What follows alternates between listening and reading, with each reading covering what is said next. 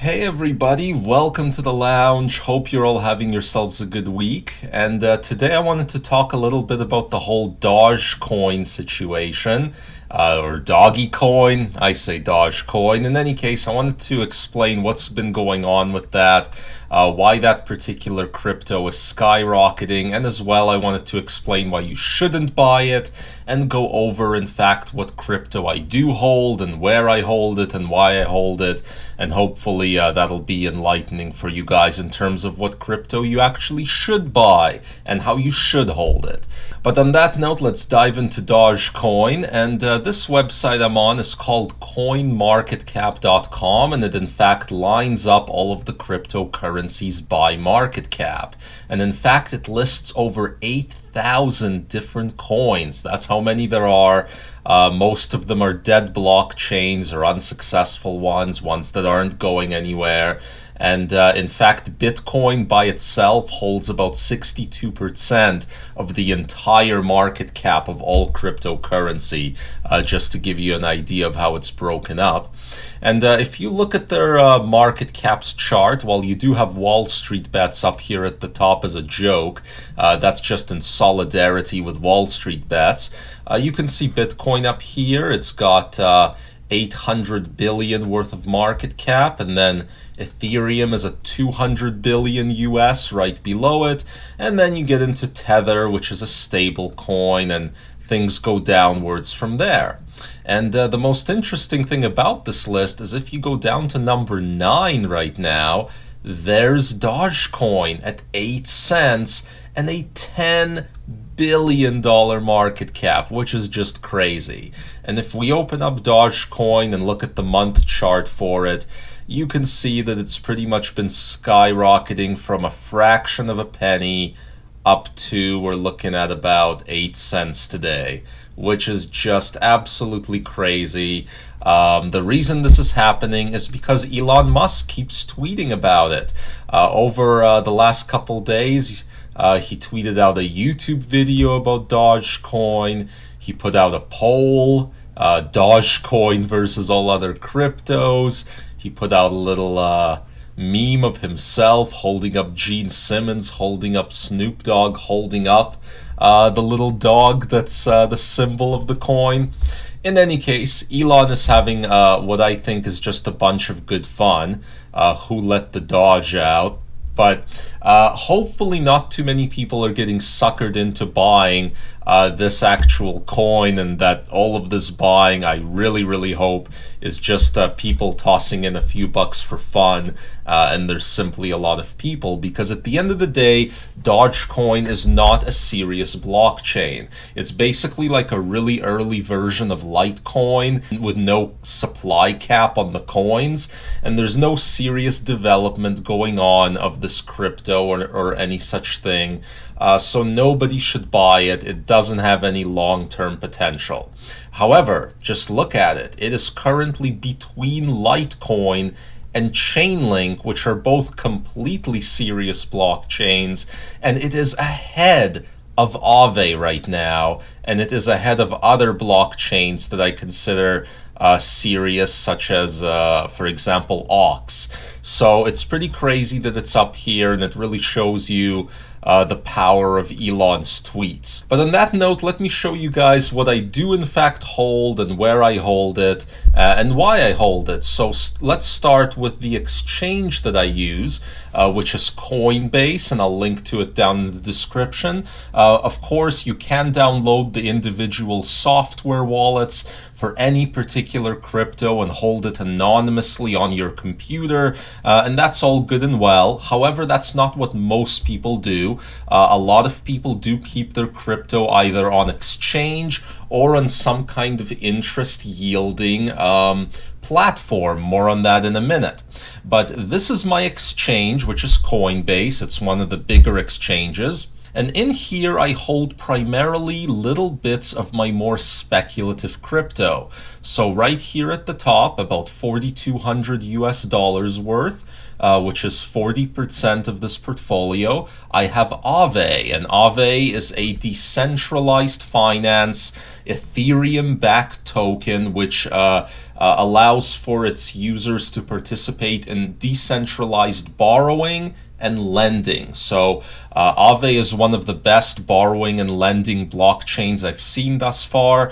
I think they have good potential. They've been growing well lately, and so I have them as my top position currently in my active trading portfolio. Then I have a little bit of Ethereum in here. I have a little bit of Bitcoin in here just to, stabilize the portfolio with some of the majors. And then below that I have Compound, Synthetics Networks token, Chainlink, and Aux. So these four right here are, again, they're all Ethereum tokens. Two of them at least are about decentralized finance. I think Ethereum in general is the most promising chain that's on the network, so projects within Ethereum are of particular interest to me. There's a lot of good ones. And then I hold a little bit of Litecoin. Here I only hold about $700 worth, which is 4.25 Litecoin right now.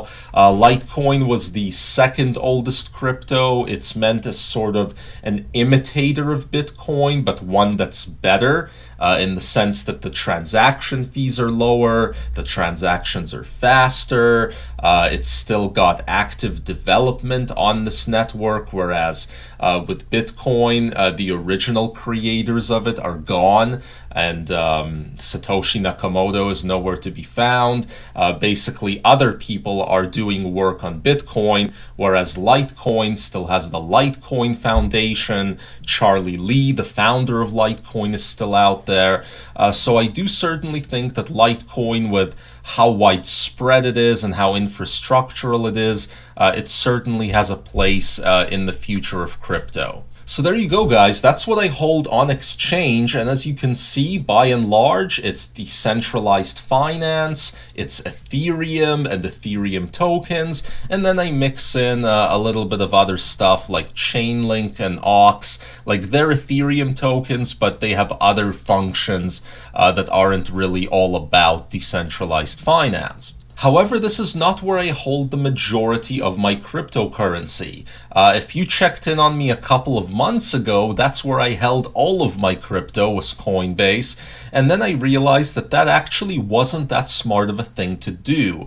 Not only because all of your crypto's in one place and it's on exchange, which is not that secure, but also because it wasn't yielding me anything. And as you guys know who watch my investment related videos regularly, I am a value guy, I am a dividends guy, I like earning dividends, and my crypto wasn't doing that for me, so I started looking into how it could, because I heard a lot of people were doing that, and I discovered several entities that were engaged in high interest crypto banking accounts.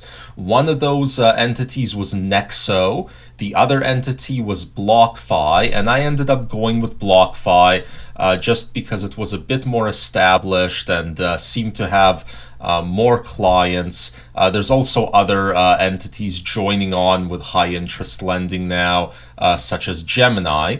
But this right here is my BlockFi portfolio, and I will link to BlockFi in the description as well. They even have some kind of referral link that I'm going to use in there.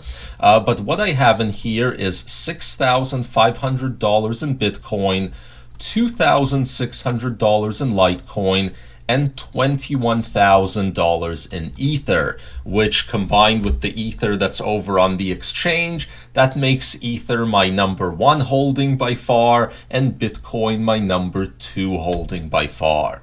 Now, the reason I keep it on BlockFi is, as I said, it pays interest. And here on the left, you can see the amount of interest that I earned on my first month of having an account on BlockFi.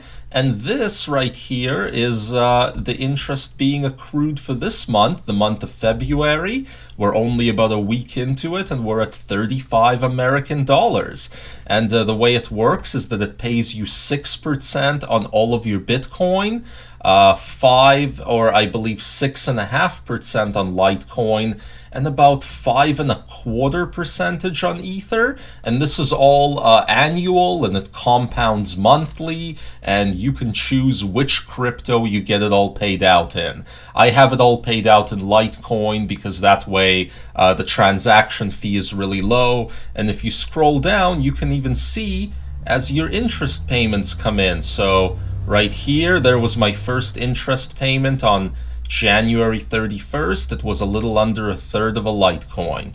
So there you go. That is how I keep the majority of my crypto, and I do it so that I can earn interest on it while it grows inside this account. And my overall master plan is to take the really speculative stuff that's over here, trade it amongst itself, have it grow, eventually pull out a bunch of the profits, all the while the BlockFi account remains untouched and keeps earning interest, and eventually it'll earn so much interest that I can simply every month withdraw a little bit, just to use as cash. And my focus in terms of earning cryptocurrency is staying on major cryptos that have use, that have development going on, that have network activity going on, all those kinds of things. And the more decentralized, the better. And if it's a supply capped type of crypto, I tend to like those a little bit more, even though I do hold a lot of Ether,